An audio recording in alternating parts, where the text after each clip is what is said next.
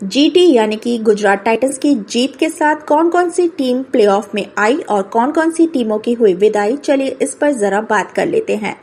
Gujarat Titans ने इस IPL की अपनी 7वीं जीत दर्ज कर ली है और उस 7वीं जीत के साथ 14 पॉइंट्स के साथ गुजरात टाइटंस पॉइंट्स टेबल में टॉप 2 पर आ गई है और उसने एक साथ 3 टीमों को हराया है। कैसे हराया है? एक तो उसने एसआरएच को मैच हरा दिया और पॉइंट्स टेबल में बात करें तो उसने 2 टीमों को हराया है। नंबर 4 पर थी जीटी इस मैच से पहले और अब नंबर 2 पर आ गई है, यानी कि उसने पॉइंट्स टेबल में पंजाब किंग्स को भी हरा दिया है और आरसीबी को भी हरा दिया है। टॉप 2 में एंट्री हो गई है।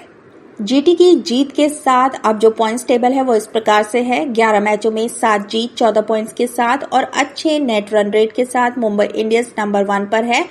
गुजरात 10 मैचों में 7 जीत के साथ और 0.867 के नेट रन रेट के साथ नंबर 2 पर आ गई है।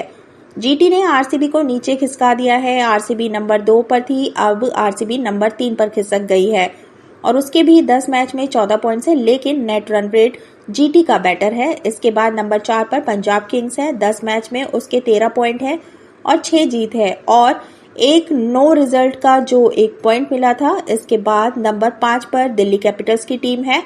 10 में से 6 जीत है, 12 पॉइंट है, यानी कि अभी का जो सिनेरियो देखे तो सबसे ज्यादा chances Mumbai Indians, Gujarat Titans और आरसीबी और पंजाब के बन रहे हैं। यही 4 टीमें प्लेऑफ में क्वालिफाई करेगी। इसके बाद हालांकि डीसी के पास भी चांस है। डीसी ने 10 में से 6 मैच जीत लिए हैं, उसको सिर्फ और सिर्फ 2 मैच और जीतने हैं। बाकी के 4 में से अगर डीसी दिल्ली कैपिटल्स 2 मैच और जीत गई तो क्वालिफाई कर जाएगी। इसके बाद आते हैं नंबर 6 पर लखनऊ सुपर जायंट्स। 10 मैच में से 5 मैच ही जीते हैं, यानी कि 10 पॉइंट हैं। अब एलएसजी को बाकी के 4 में से 3 मैच जीतने पड़ेंगे, तब वो क्वालिफाई कर पाएगी। इसके बाद केकेआर 10 में से सिर्फ 4 मैच जीते हैं, यानी कि बाकी के 4 में से कम 3 मैच जीतने पड़ेंगे, तब जाकर आपके 15 पॉइंट होंगे और फिर आपको दूसरी टीमों पर निर्भर करना पड़ेगा। और अगर 4 के 4 जीत गए तो भाई 17 पॉइंट के साथ केकेआर अभी भी क्वालिफाई कर सकती है। और फिर आती है राजस्थान रॉयल्स। 11 मैच में सिर्फ 3 ही जीत है, यानी कि अब तीनों मैच जीतेगी राजस्थान, तब भी उसके 12 ही पॉइंट होंगे, यानी कि राजस्थान अब बाहर हो चुकी है। और फिर आती है एसआरएच। 10 में से 3 मैच जीते हैं और यानी कि अगर बाकी के 4 मैच भी एसआरएच जीत गई तो उसके 14 पॉइंट हो सकते हैं। उसके बावजूद हमें नहीं लगता कि एसआरएच क्वालिफाई कर पाएगी। फिर आती है नंबर 10 पर सीएसके, जो कि ऑलरेडी बाहर हो चुकी है।